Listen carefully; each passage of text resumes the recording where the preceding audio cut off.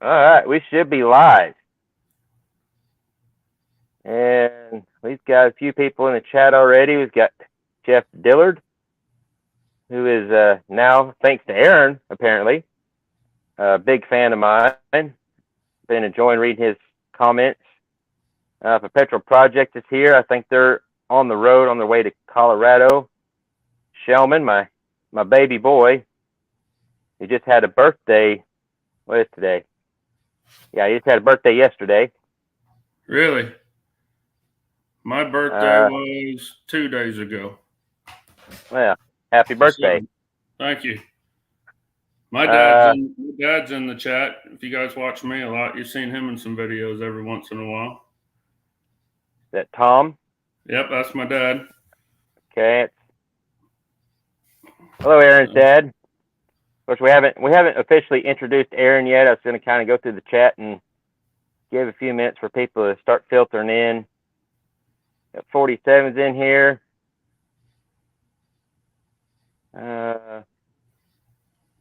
I guess that comment comes from because Kansas sucks. That's why it's so windy in Oklahoma. I tell you what, that was always a big joke when I lived in Texas too. Yeah, that wind in Oklahoma is something else. Sean Settles is here. He's the one that I didn't get to talk to. It's not that I didn't get to talk to him. I just didn't make the time to go talk to him at the truck gathering, and I wish I would have. He's got a slick little, I'm pretty sure it's his truck, the little blue step side. Yeah, the blue stepper with the white roof. Yeah. He was set up right next to me at the show. Yeah. Yeah, and I never did, I guess, put two and two together or didn't really know who he was at the time. And I mean, I knew Andy Welch from Facebook, and I recognized the name Sean Settles. He was there with Sean in Sean's booth. So I was like, I guess I didn't put two and two together, and I have a hard time keeping track of all the names and people, and I was a little bit out of my element at that show. But Steve Beard is here.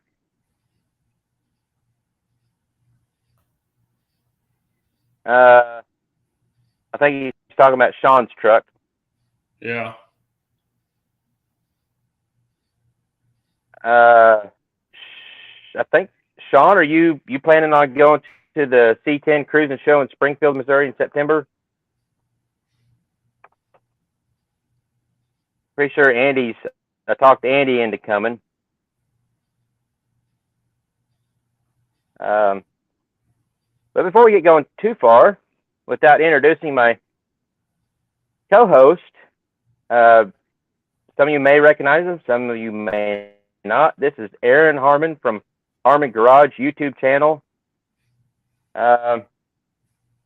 We officially met in person a couple 3 weeks ago at the truck show, but I've watched a little bit of his YouTube channel throughout the years. He's been going for, how long have you been going for?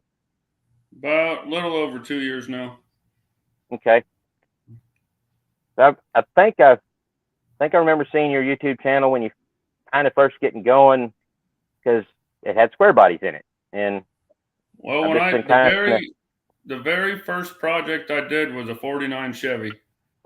Okay. And I actually started my YouTube channel, started filming my first video on January 1st, because it was my brother. My brother had been, well, he wasn't my real brother, but he was my best friend for 20 years. And he'd been telling me for a long time, dude, you need to do YouTube. You need to do YouTube. You need to do YouTube. Yeah.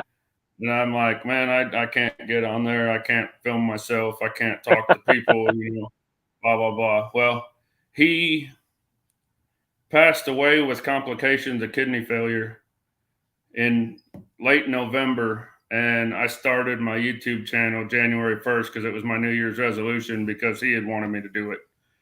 So that's kind of the story on how that started.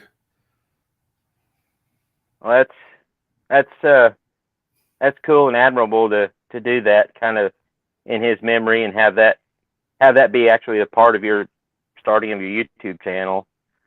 I think the first video I caught of yours was, and I can't remember the name of the truck, Groundskeeper, the Okay. little green truck that was Yep. at he Uh, lived his life at a college. trucking, Mississippi State. Okay, yeah. Yeah. So I remember you were looking for, at one time you commented or said you were looking for anybody, if you could find like the logo, the old Mississippi State logo, you're trying to Yeah. duplicate what it would be on the door. So Yeah. kind of watched that build, and then kind of been peeking in on your channel ever since then. And I was looking forward to hopefully meeting you at the truck gathering. I knew he's going to be there, and it worked out to where we was able to visit a little bit there. I could literally say I look up to you because you're literally a foot taller than I am. Yeah. I don't miss many door frames with my head, that's for sure. Yeah. When I walked up to you and trying to get some video footage at the show, it was like trying to get the camera at the right angle, because it might not make it look weird. But so yeah, and your YouTube channel's doing pretty good. You keep getting decent subscribers and plenty of comments. For anybody that thinking about starting a YouTube channel and doesn't know if they want to or whatever, my best advice to anybody is you have to have persistence, and you got to put your mind to it and say that you're going to do it, because Yep. it's really, really, really discouraging. I mean, in the last 2 years, I can't tell you how many times I wanted to just take my camera bag and throw it in the trash and say, screw it, I ain't doing it no more. And then at the end of the day, when the frustration goes away, and there's a couple people that I see in the chat already that I've told this before, but if I have 5 people that watch every single one of my videos that I make and enjoy them, it's worth it to me to make the effort to make the videos. So I don't need to have 3 million subscribers and, all that kind of stuff. It's the fact that somebody actually wants to, sits there and waits for the not necessarily sits there and waits, but the notification comes in that I put a new video up, and they go click on it and watch it because they've kind of been waiting for me to put a new video up. Like that, that's all the drive that I need to keep going. So yeah, that's really, really similar to the way what my journey has been. It's been an up and down, especially like we were talking about earlier. The last 4 years with my normal regular day job, I worked a lot of hours, a lot of times. I was putting in a lot of hours, and then still trying to do this, because in the beginning it was just, I just kind of wanted to document what I was doing out in my shop. And then once I started getting some, followers, like you said, I was making my videos for those 5 people, figuratively, that were watching. And if those are the 5 people that were watching every time, those are the ones I was making it for. And yeah, it's been a struggle at times. And the main thing about it is I mean, like me and you were talking about earlier, I'm a full-time YouTuber. I don't have a day job. Now, in saying that, I do projects for friends and people that I know. And, if they want to give me a donation when I'm done, that's up to them. But, they bring their stuff over, I work on it and make YouTube content with it. And that's pretty much how I get by. I'm lucky enough. I got a wife that's got a good job, and we did really good moving away from Texas like that. Not that I didn't like Texas or anything, but we came out real good when we left Texas, and it allowed me to kind of take a break and make the push to see if the YouTube thing was going to work. And so, but I enjoy it. I really do. I have fun. I don't care if I got to sit there and edit for 4 hours. I enjoy every minute of it. So. Yeah, and having your spouse or close friends that support you, even though for me in the beginning, it's like, why am I even doing this? This is just kind of a silly pipe dream, because I was just, I never really wanted to, still don't want to be like the big YouTube millionaire. Yeah, that would be okay. I just don't know if I can handle that.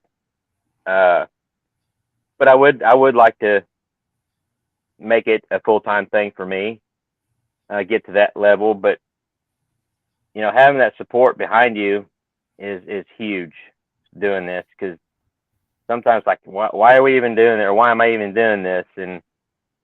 But I do enjoy it.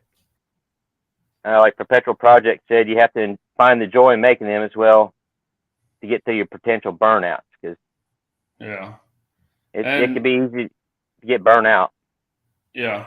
And I always said, and this is honestly the way I feel, I don't want to be rich. I never have. I mean, what's the point in forcing yourself to have so much money that you don't even know what you're going to do with it? Yeah. I want my YouTube channel to get big enough that I can afford to do the projects that I want to do. Yep.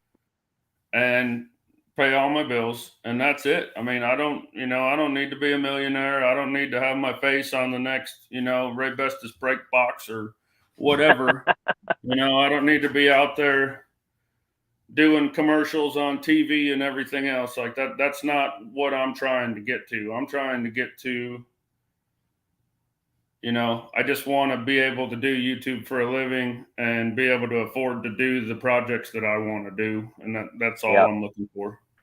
So, yeah, I told my wife after we got off the phone earlier, I said, I think I found another kindred spirit. Because, I've, at least on my end, it seemed like we're a lot alike. And that's also, that's the other cool thing about this YouTube thing. Me, myself, I'm a very reclusive person, I guess. I don't like to get out much. I think it's called an introvert. Yeah. So unless people come to me, I don't really see a whole lot of people. But this is my way of providing something to the rest of the world that expressing yourself without having to be around crowds, basically. Yeah. There's one of my sons showing up in his truck, causing a scene. But yeah, you was talking earlier that your 2-year-old may pop in and cause problems. My 26-year-old's popping in and I told you that, and I forgot to say something, but there is a chance that my 2-year-old Tasmanian devil will come in here like Miley Cyrus in a music video. There is a good chance that could happen. Right. Yeah, I'm doing my live video.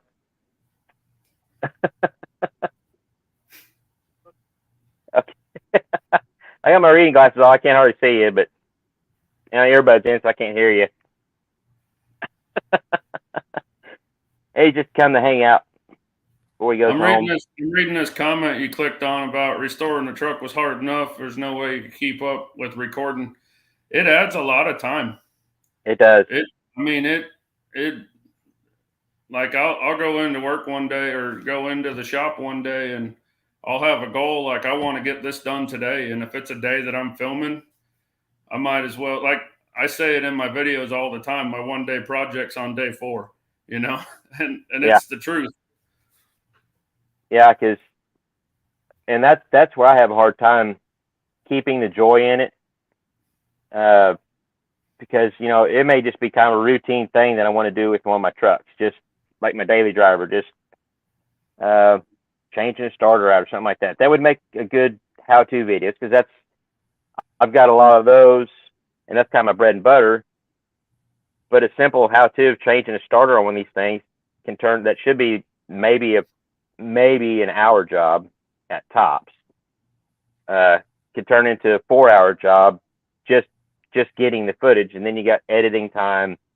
So there's a lot that goes into. You drop the starter on your head on purpose and make it look like an accident, it'll get you more comments on your video. That's why I'm switching to the small Vortex gear drive starters. They don't hurt as much when you drop them on your head, but yeah, just the simple stuff.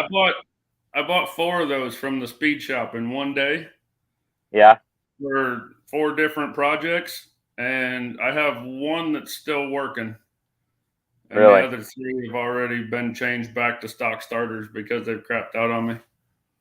Well, Yeah. these are this one was just from O'Reilly's, just a stock replacement Oh, for a you just got like the 96. S10 starter. Well, it was for I think it was a 96 1500 with the 350 Vortex. Oh, okay. Yeah, They're I'm talking about the actual small like yeah, gear reduction starters. yeah. That These are gear reduction permanent magnets, so the right, motor is a lot smaller. right. Uh, they spin a little bit slower, but I really like them. They're a lot lighter and everything. So that was one of the things that I wanted to make a video of, but at that given time, I just want to enjoy putting a starter on my truck and just having a little me time in the shop. And uh, sometimes we just got to do that to keep the fun in it, I guess. And I mean, there's days that I go to the shop and I don't even take my camera bag with me Yeah, because I just want to go over there and there's something I'm like, this isn't going to make a good video anyways, or whatever the case may be, and I just don't film it. And I usually get a lot done those days. Or I just kind of start slacking off and don't do anything because I'm yeah, not filming and don't have to get something done. But yeah. And then there's been times where I'll be filming a how-to type video, and I'll get done with it, and I'm just not happy with the footage I got. And sometimes it's the day after I'm going through my footage, like I don't like that. It don't flow well, it don't work right. So actually, I have in the past gone back, undone everything I did, put it back the way it was, and redo it all to make I've a better I've never video.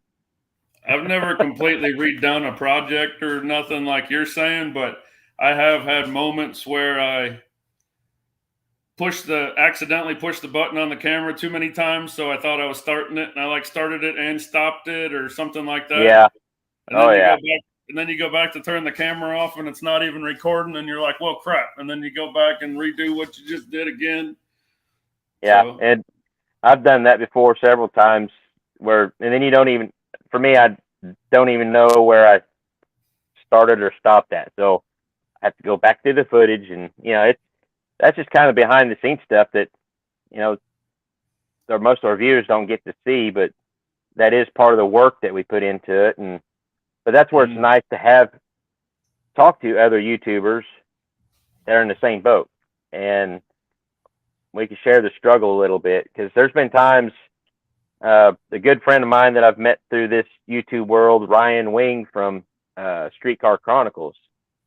There's been many times, especially last year, just had a lot going on, and I just have to take a break and just almost hanging it up, But when I start thinking that, Ryan would call me. It's just one of them things. He would call me out of the blue. Hey, what you got going on? What's going on in the shop? What's going on in the channel? He just start. It's like he knew that I was struggling with it all, so he just call me up and get me all pumped back up and keep me going. And I mean, he's not the only one. That's talk with Travis and Amber with Perpetual Projects. They're others that's been helped keeping me going. Of course, my wife, Mrs. Squarebody, she's always in my corner and pushing me. Sometimes she knows that I may not feel like going out to shop, so she'll kick me out of the house and make me go to the shop and get something done. 47 asked me a question here in the comments. Yeah. The shackles I actually get them as drop shackles. I don't, and it depends which ones you get, but they can drop 1 inch, 2 inch, or 3 inch, depending on which ones you get. But I, I don't do a whole lot of 4-wheel drive stuff. Not that I don't want to, I just haven't. But I don't know if they could be used as lift shackles or not. But I know they're sold as drop shackles. So, lowering shackles. Yeah, I would have to. Looks like he's talking about a flip kit, like putting the axle on top of the spring. Well, it says shackles. Yeah, flip kit and shackles, like axle on top, springs and shackles. Right, yeah. Flip kit and shackles. Are the Yeah. lift shackles? Are they lift shackles? And if so, how much lift? I don't. Like I Okay. said, That's, I get them as lowering shackles. I don't know if you could use them as lift shackles or not. yeah. What I had to do on this truck behind me is, I didn't want to C-notch the frame, and I'm still running the Big 10 or the heavy half springs on the back that came with overloads and everything, or the big main leaf underneath. But I still, when I put on top of the springs, I only had like an inch and a half of travel before I hit the frame. So I took some four-wheel drive rear shackle hangers I had sitting in the corner of the shop and pulled the rivets out of the factory rear shackle hangers on the back and put the four-wheel drive ones because they're taller. I think they're 3 or 4 inches taller. So that gave me another 2 inches of actual lift back to get me a little bit of space. When Rum Runner, the truck that I took and totaled out in Oklahoma, Yeah. when I originally lowered the back of that truck, I actually did it the old school way, and I took the front hangers off of the rear. The front hangers for the springs on the rear of the truck. I took them off and cut the tops of them off, and moved them up on the frame 2 inches, and then bolted them back on, and then Yeah. put 2 inch shackles in the back, which gave me 4 inches. Let me lower it 4 inches, Yeah. and then I lowered the front, and it was way too low for the back, which it shouldn't have been. It didn't. That truck had some kind of like superhuman rear leaf spring on it. I don't know what it was, but I ended up flipping the rear axle, which should have given me about 4.5 to 5 inches. And I did take the drop shackles off. So I guess I had like probably 7 inches total lowering it in the back. And it still wasn't as much as 7 inches on a square body would be. Yeah. Actually, if anybody follows me and they know the Rum Runner truck, I sold it. You saw it after it got Yeah. wrecked, I think, Ted. I don't know if you Yeah. saw it before, but I mean, I've seen clips of it on your videos, and then I've seen it. I think I caught a glimpse or two of it at the show when we first showed up on Friday, and then we headed out on the poker run, and it changed facial expressions. yeah. And the guy that bought it from me has actually been keeping in touch with me, and he's actually already got a whole new front end on it, and he's planning on taking it to C10 Nationals this weekend in Fort Worth, Texas. Oh, that's So awesome. it's going to be back at a show, not even a month later, all fixed up. So That's cool. I mean, that's cool to see on your end to have that truck you put so much work into, had a rough deal with it, its debut, and then now someone's taken that and it's still going to shows. It's already going back to shows, and he's leaving it just like it was. He's leaving all the Harmon Garage decals on it, and he's not changing. He's not changing anything. He wants it to be just like I built it. So it's pretty cool. neat. Yeah. Yeah, that's where I have a hard time getting rid of anything. Is I don't want stuff to change. And I'm bad about even changing much of anything after I get it. It's like when I get a truck, it's like, well, if I need to change it for structural reasons, I guess it's one thing, but cosmetics, it's like, oh, that's why this truck has stayed the way it is, because that's how I got it. Well, except for the bed, it had a fleet side bed on it, but it's originally a step side truck, and the guy gave me a step side with it, so I put it on there. And but other than that, it's like, this is just kind of how the truck started its life with me, and I'm just going to kind of roll with that because that's its personality for me. you know, if I was to ever sell it, it's like, I don't know, you know, if someone changed it so much that what didn't look like the same truck, I don't know. And I know it wouldn't matter because it wouldn't be my truck anymore, but. And that's the hard part. Like for me doing stuff for other people. Yeah. Like Groundskeeper is a buddy of mine. It's like I do stuff for him. A lot of the trucks that have been on the channel are his. I do a lot of stuff for him, but like he talks about wanting to sell it, and I'm like, no, man. At least if you have it, I know where it's at, you know. Yeah. And I know what it is. And he's like, oh, well, I was thinking about changing the wheels on it, and it's like, well, you know, I can't tell him no. It's his truck, you know. Yeah. Do what you want to do. But in the back of my head, I'm like, come on, man. That was that. Those wheels need to stay on there. Like you can't take them off. So it's rough doing stuff for other people or getting rid of stuff or whatever. But I'm the same way. The guy that bought Rum Runner for me, he loved the truck. He saw it before I wrecked it. He loved it, and he wants to keep it exactly like it was. And we've been in touch for the past 2 weeks. He's been getting a hold of me whenever he's working on it, asking me questions about it. And how was this? How was that? You know, he wants to put it back the same way it was. So it's cool. Is he able to save that hood, or is he going to reconstruct the hood in some way, or? No, he changed the only reason. Okay, so this is really, really stupid on my part, but I had over 100 hours in that hood, not including the paint. And the only reason I did that to that hood is because I had an air cleaner I wanted to put on that motor, and it wouldn't fit if I didn't cut the hood. So I did all that work to that hood. I'd worked on that hood for almost a month, fighting weather and everything else, just to make the air cleaner fit. Yeah. Granted, the hood turned out really cool. I mean, it was a one-off, super cool hood.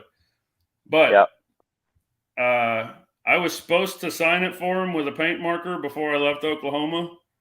And we were even standing there talking, and I was going to go do it, and I forgot all about it because he said he's going to hang the hood up on the wall. And he changed out the air cleaner and put a stock hood back on it. So okay. But yeah, do you have footage? That doesn't really change the look of the truck at all, you know. Yeah, the hood was subtle enough that unless you knew it had been modified, you couldn't really tell, anyways. So yeah, that's what I was going to say. It was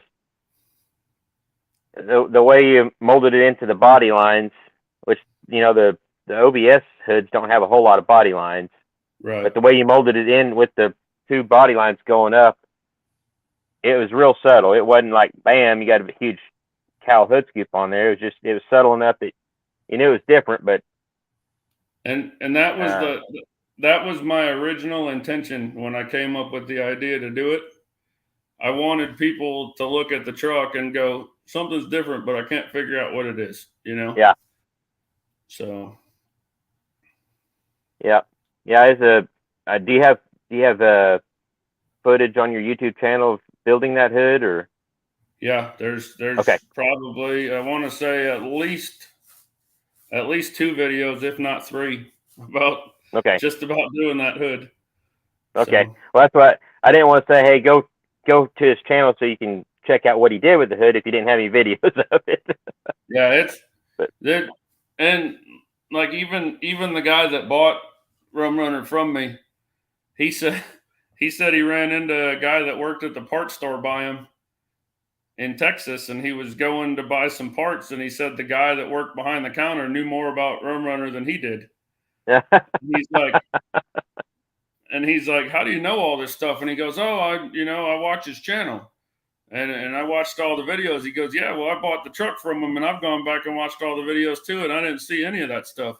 Well, I didn't learn how to make playlists until later on.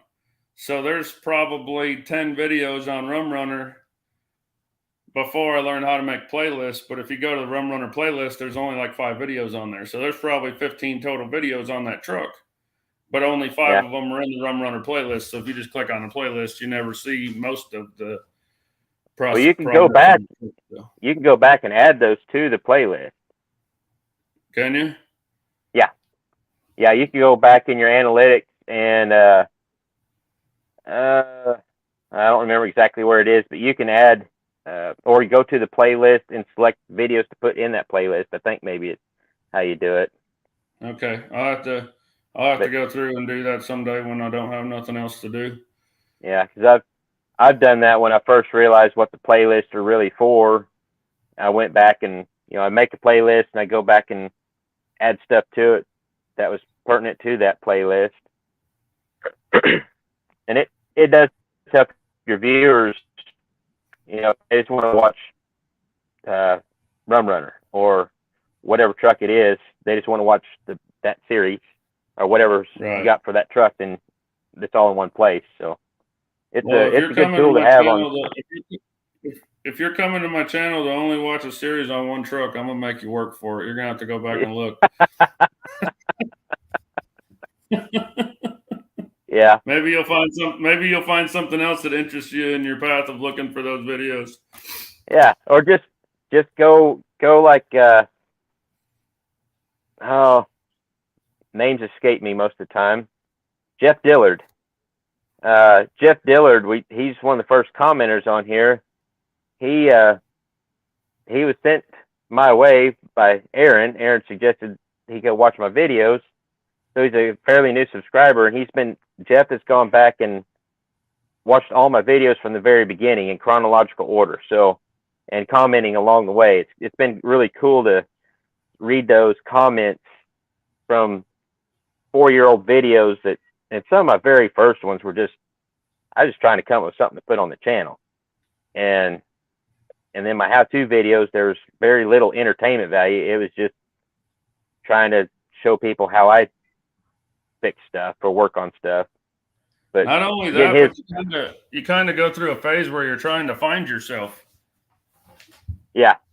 Like you decided you were going to do a YouTube channel and you wanted to work on square body trucks, but what do you want to do? Do you want to go do burnouts in your field, or do you want to show people how to work on them, or do you want to do custom stuff, or do you want to do it all? Every YouTuber that I've ever watched, you watch their first year of videos, they're all over the dang place. Like, they're trying to find their home and find out what gets them the most subscribers, what style videos and whatever else. And I've paid attention to all that, and nothing that I do helps. So I just keep doing whatever I feel like doing. Yeah, and that's one of my biggest, I guess,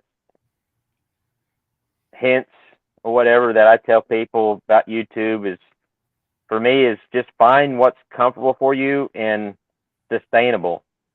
Don't do something that's hard for you to do. It may be fun, but it's hard to keep up with. And maybe not really what you want to be doing. Find something that's sustainable, and let that evolve. That way, you're never really, you'll burn out sometimes. You'll have that, but if you make it sustainable and simple, then it's more enjoyable, and your fans will see that. I think if you're putting on a show that's not really you or who you want to be, then they'll see that. And I guess if you're really entertaining and putting on a show, that's great. And if you could roll with it and sustain that, then roll with it. But I'm not gonna mention any other YouTubers that aren't on this thing here, but there's a few out there that are my favorite channels to watch that I've been watching for a while, and they put on a show. They're acting the whole time they're doing it, and they make me laugh and I enjoy it. But there's other ones that I've been watching for 2 or 3 years, and they just keep doing it over and over and over, the same play, the same script. And it just gets to a point where it's gotten annoying. Like I don't even want to watch them anymore because it's just the same crap over and over and over again. Yeah. So. And I guess in a way that's kind of what you get from me, but it's not an act. That's just I'm just who I am. I do put my little stumpy bits in there and try to have some entertainment, but I knew bringing that into my show or my channel, I didn't want to go overboard with that because I knew I wouldn't be able to sustain that for the long run. I mean, he's going to be, that character is always going to be a part of the channel, but it's not going to be. I don't want my channel to be because they want to see Stumpy. People like Stumpy. I didn't think they would at first, but I need to find out where he's at, getting back in here. But I noticed you clicked on Mr. Chevy Truck's comment, and I saw GM yeah, Ray's comment, and yep, Headers and Strings commented a while ago while we were talking. I've never done one of these before. This is the first one I've ever done, so it's really cool for me to see all these people yeah, that I see comment on all my videos all the time. yeah, Coming to watch the chat while we're doing it. It's pretty cool. So thank you to everybody that came and joined in, is watching and basically listening to me and Chad have a conversation with ourselves here. But yeah, and that's pretty much all it is. I'm not the greatest host, but just visiting and trying to, on the highlighting the comments, it's just, I guess, just letting them know in a way while we're talking that my little way of acknowledging them. Of course, GM Ray, he's really fairly local to me. He's about an hour away from me. I've met him. He's actually come to the shop once. Got to meet him in person a few times at some shows, and then also Ugly Truck Experience. That's another real cool YouTube channel that everyone should check out. Well, everybody on here's got a channel that has content. It's worth checking out, that's for sure. yeah. The Ugly Truck Experience, I'm not sure if you've watched any of their stuff. They do quite a bit of square body, or work on square bodies. They do a lot of LS swaps, and they do a really, really good job. Now, I joke around with them because I'm not a LS swap kind of guy. I understand it, I get it. I'm not totally against it, but I like to give them a hard time because I like my old big blocks and small blocks, the old school stuff. But I've done a few LS swaps, and I actually have a big LS swap project that's not a square body or a Chevy coming up on the channel real soon. And I guess I can say I enjoy doing them, and it's fun to see what you can turn a vehicle into by doing them. yeah, But you'll never see me LS swap something for myself. yeah, I guess is the best way to put it without saying anything offensive. I mean, they're cool, and if I was going to go out and street race and needed a cheap, 800 horsepower, I'd slap an LS with a couple Wu-Tang whirlers on it and go out and have fun. But I mean, it's not my thing. I want to bring back the 70s era. I want to go out there and beat the guys with the LSs with a 307 with a cam, Yeah. And that's kind of my philosophy. That's why I'm doing what I'm doing with that 339 stroker. Just something different, something old school. But the Ugly Truck Experience, Emily and Jerry, their take on it, I've seen their builds, I've seen their trucks in person, and they make it look like, and actually work. Everything works like it should, like that truck actually came with that power plant. The air conditioning, I believe even the cruise control, all the stuff, and it's not a cobbled up mess. It's very, very detailed work, and they explain to their viewers in detail how to do it themselves. So like I said, I'm not dogging it at all. Oh no. I enjoy watching other people do it. It's just, and I don't not like doing it. It's just not my thing for myself. So yeah. And I've dogged them and not necessarily made fun of them, but usually when they say something about an LS swap, I'll make a gagging noise or some comment about it. But it's all in good fun. The little vomiting emoji in the comment. Yeah. Headers of Strength said his last build ticked off a lot of people. Yeah, that's Keith. He's been following my channel for a long time. He's a good guy. I'm not sure what his last build was. The only thing we've really ever talked about is he's got a late 40s, early 50s truck he's working on right now. But yeah, Busted Grill Garage. He's also a personal friend of mine. He's got a good channel getting going. He's working on an old FE Ford 390. Yeah, I started reading that comment and got to the second word and figured it didn't pertain to me at all, and I just stopped and moved on to the next one. Yeah. Well, he found one of my best friends here in the town that I live in. He's a big Ford guy, and he razzes me about liking Chevys all the time, and I don't ever say nothing. I just rev my motor up every time I drive by his house. Yeah. Well, Jacob with Buster Grill Garage is not a Ford guy per se. He's a about anything guy. I would call him a GM guy because he's got he had that orange the 4x4 that came to the show with you. Yeah, that was him, and he's got the '67 Impala, and then he bought an old I don't remember what year it is. I want to say 50 something Ford grain truck. I fell in love with the Ford grain truck. It's got an awesome patina to it, awesome story, and also this truck he's talking about with the FE motor in it. I think it's a 73, if I remember right, 73 or 74 F100. That other than a little bit of rust here and there, it looks like it came from the showroom from the pictures I've seen. Yeah. He got a really, really good find on that. And I could appreciate, even though it's a Ford, I can appreciate the truck for what it is. I do too. I just like razzing people about it. Oh, yeah. I mean, I do too. That's part of it. I mean, and the funniest thing is like there's Chevy guys, and then there's Ford guys, and then there's other people that like cars. Yeah. So I was just reading that comment you highlighted, and I was just thinking about how much fun that sounds like to drive. That would be a handful. It sounds like a riot. So yeah, see, and that's the thing.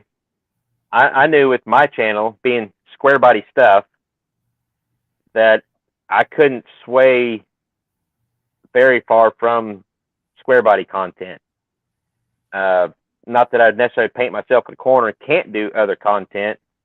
I try to keep it to a minimum because, that's I want my channel to be mainly square body stuff. But with your channel, just Harmon Garage, work on anything you want to, and that's why I did it that way. Because at first, when I decided to start my channel, I only wanted to do square body stuff because that's what I'm into. Yeah. But how, is there 100,000 other people out there that are only into square bodies and want to subscribe to my channel because that's what I do? So I wanted to keep it to where I can, and you never, for the most part, the only thing you're going to see on my channel is Chevy trucks. But I mean, you never know. Hey, I might put a big block in an Opal or something. Like, I'm not saying I won't. If an Opal appears and I have a big block, you better believe I'm gonna shove it in that Opal just to see what it'll do. But I know where I think 2 or 3 are sitting in a salvage yard. I don't want to go looking for one. I'm just saying if one shows up. Just saying, I know where some's at because. Headers of Strength it was a blast. That little 280Z, that's what it was. Yeah, I can only imagine. Them things are pretty wild with the stock inline 6s in them. I could only imagine if you gave them some power. Yeah. Well, it's like a lot of people in drag racing world are Fox body Mustangs are. And I'll admit it, probably one of the best platforms it seems. For a nice, fast car. They're easy to set up. They're lightweight. I don't think we can be friends anymore. I'm not saying I'm ever going to have one. I'm just yeah. I might buy one and run over it or something with my rock crawler, but I don't know if you're really into drag racing. you've probably heard of Big Chief from Street Outlaws. Yeah. He has a YouTube channel now, and I watch it periodically. And he explains on one of his videos why the Fox chassis is so good. And Yeah. it's really, really interesting. If you ever want to know what makes the Fox chassis work as good as it does, go back through the Midwest Streetcars videos and find that video. Yeah. It's somewhere. It's a video about a Corvette. That's all I remember. But he explains everything about the Fox chassis and why it works so good, and it's really interesting. And it could teach you a lot on making something that's not a Fox chassis faster. Yeah.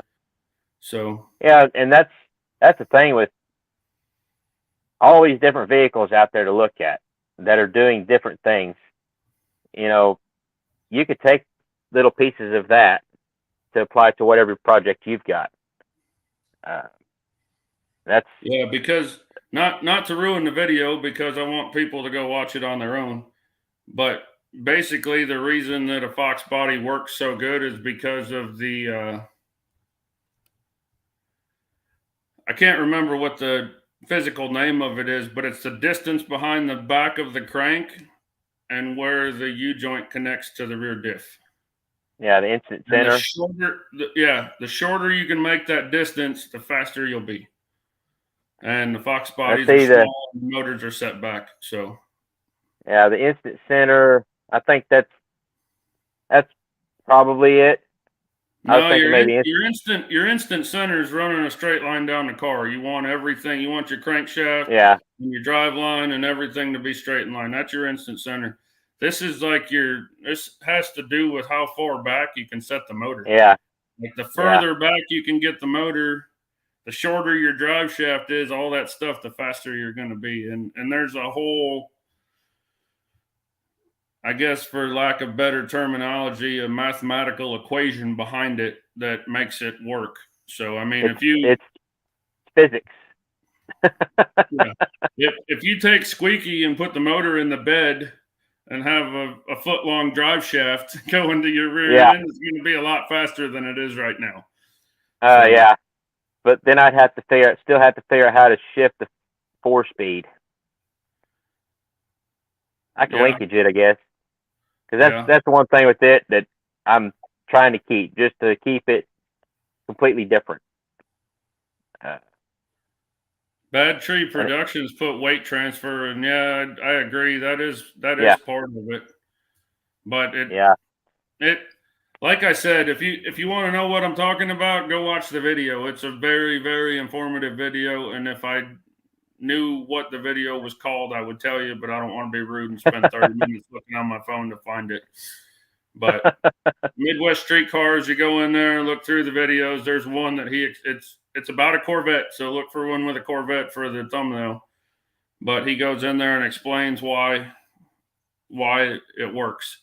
And it has nothing to do with shorter wheelbase. The wheelbase, your front axle can be 3 foot out in front of your motor. It all has to do with where your motor is compared to your rear end. So,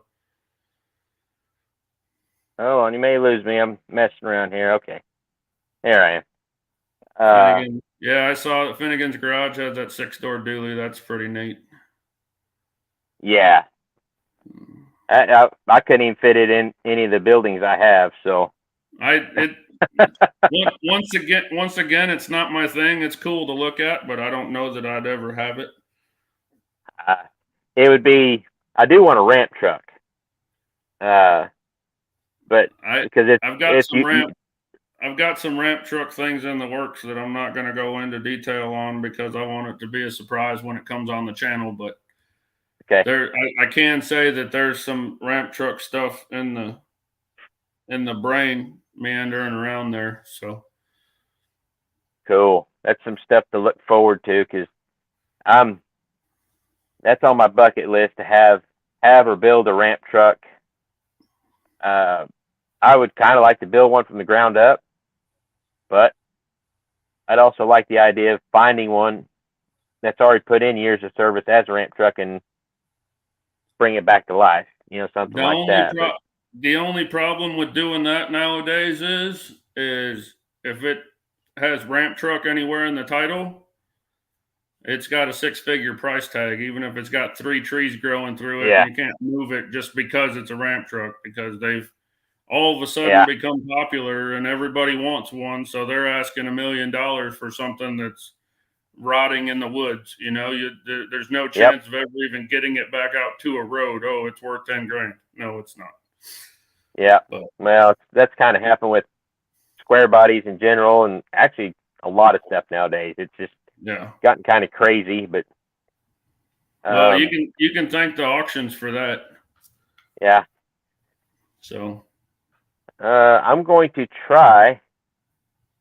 You may lose me for a minute. You may have to hold the show down for a minute, Aaron, while I try to get the link. Unless Perpetual Projects is watching, and Amber could post the link to the after hours. Well, she don't have it because I didn't send it to her. Never mind. I'm gonna try to find the link to the after hours. I've got it. In the I've got comments. it right here. I've got it right here on my phone. You sent it to me. Okay. Okay. If you could post that in the chat, that would be great. I don't know how to make a link, but I could just type it out. Yeah. Yes.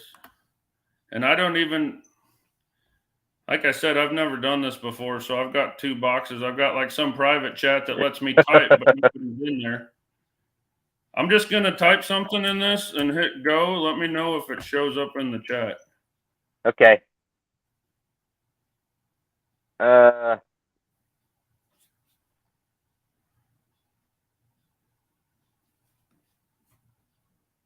No. Didn't show up in the chat. It showed in the private chat. Yeah, that's the thing. It's in private chat. I don't have a box Yeah. to write in the other one. But okay.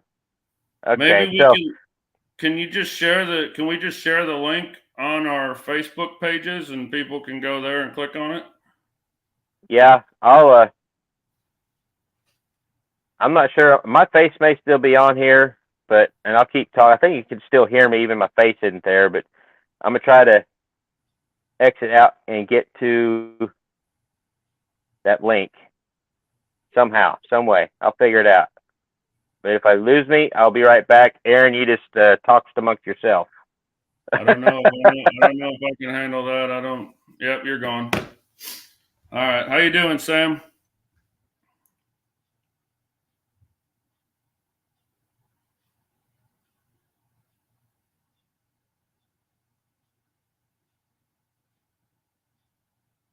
There's a lot of stuff going on in the comments, and I'm lost. I don't even know what you guys are talking about.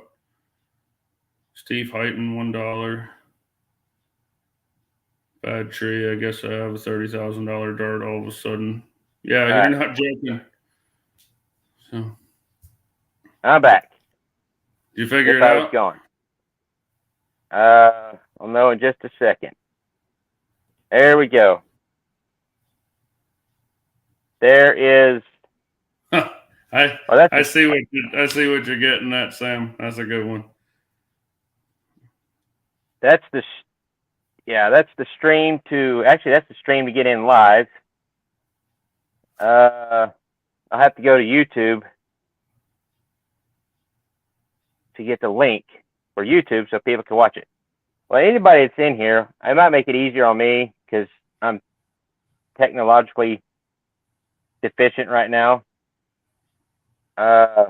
Well, you're better off than me because if you're just deficient right now, you're ahead of the game because I'm deficient all the time. So what we'll do is we'll be ending this live off at about 5-6 minutes, and then the after hours will be coming back on about 8:05. We'll be starting up on that, but since I'm doing this on my phone, I don't have Perpetual Projects here to hold my hand and take care of me. To put the link to the YouTube link on there. Hold on, I just had an idea. Sorry, I'm not trying to be rude and play on my phone while you guys are doing No, this. you're fine. You're fine. It ain't rude. Okay. Not in this platform. No, you're fine. You're fine. Well, wait. I just shared the same link that you sent me. Okay. So that's not going to start. Never mind. I'm an idiot. If they just go to my YouTube channel, since Yeah. they're already here. Right. They're already here on my YouTube channel. The After Hours Live will start up at 8:05. We'll be live there. I assume, Aaron, you're going to be coming back on that, or you're going to have to cut out? Okay. I got to go get a bottle of water because I'm fighting through strep throat right now, but I'll go. Oh. Back. Okay. Yeah. That's what I was telling you. I wasn't feeling that good earlier. Well, I appreciate you coming on, even with having strep throat. Your wife came through. And yay! Thanks, Mr. Square Body. I don't care what Chad says about you. You're all right in our book. Yeah. She don't care what I say about her either. I wasn't quite sure. I thought she might be taking an appetizer, a nap before going to bed.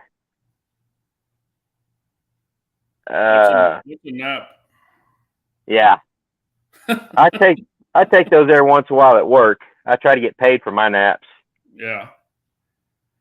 Yeah, Jacob Carter, it's already been an hour. It's flown by pretty fast, and that's good. We don't want to be dragging on and bored.